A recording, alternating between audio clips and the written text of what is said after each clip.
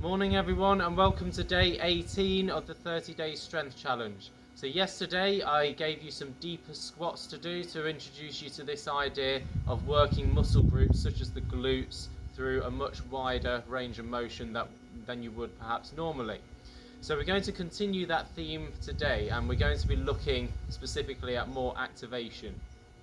Now, I've mentioned earlier on in the series that if you have a desk job, for instance, where you're sitting down all day and you're shortening certain muscle groups, or perhaps if you're a runner and you run at the same old sort of slow, steady pace all the while without mixing it up and doing some quicker sessions, then you tend to work your muscles through a very, very limited range of motion. So they end up being quite strong, but only within a very limited range. So of course I'm talking about the hamstrings and the calf muscles, for instance, and also the glutes will struggle to activate as well. So we're going to, over the next couple of days, do a couple of PNF stretching techniques. So that's proprioceptive neuromuscular facilitation. So some of you may have or may not have heard of it, and it's not as complicated as it sounds, so don't worry. But the idea is that we're going to start again trying to develop this mind-muscle connection. So it's this neurological capacity. So today and tomorrow we're going to be looking not so much at strengthening the muscle, but rather activating it, which is sort of the precursor really, because we need to sort of get that mind-muscle connection so that the brain actually knows how to communicate with the muscle before we start putting like lots of heavy resistance into it and trying to really strengthen that muscle up.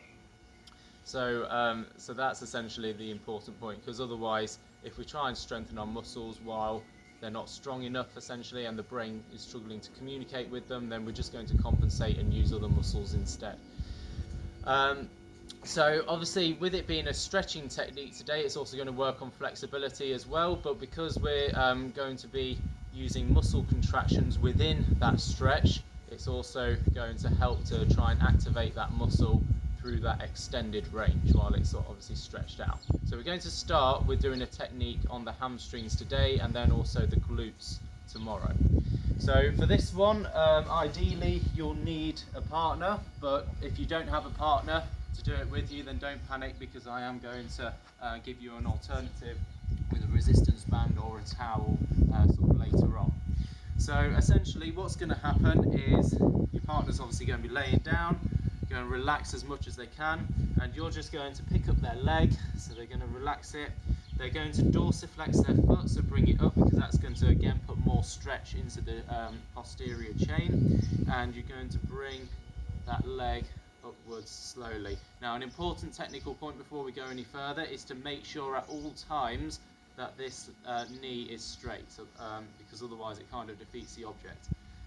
The only time where you can have a bend in the knee is if you were to do a stretch where you're targeting the proximal hamstrings, which is at the very, very top of the hamstring, just below the glute muscle, which is an area that often gets tight if the glutes don't work, because the top of the hamstring starts working instead. In which case you can do this technique by having a bit of a bend in the knee, and that'll target more further up. But today obviously we're going to focus more on the hamstring as a whole. So that knee is going to be straight at all times. So if it starts to bend, that's failure. So we're going to raise the leg until your partner can feel a good stretch in that muscle. So let me know. Yeah, so feel it there. So this is our first point of stretch. Now what's going to happen is you're going to hold your partner's leg nice and firmly. You can even put it on your shoulder if you like. And what's going to happen, they're going to do a muscle contraction against your resistance. So you're going to squeeze your hamstrings and you're going to essentially push your leg into me. Okay, so for 10 seconds. So off you go. So this contraction is going to be about 20 to 30% of your maximum effort. So it's only going to be a light contraction, because all we're looking at really is for activation here. Okay, relax, that's it. And then once they've done that, you want to take a nice deep breath in and out. And then you're going to go a bit further, obviously making sure that knee is straight. So yeah, you feel it there. Okay, and then we're going to do another contraction. So again, push against me.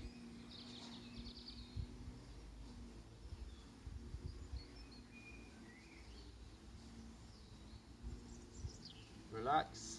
Take a deep breath in and out. And then as you breathe out, you're going to move up a bit more. Is that about there? Yeah. Okay, you're going to do one more contraction, so push against me.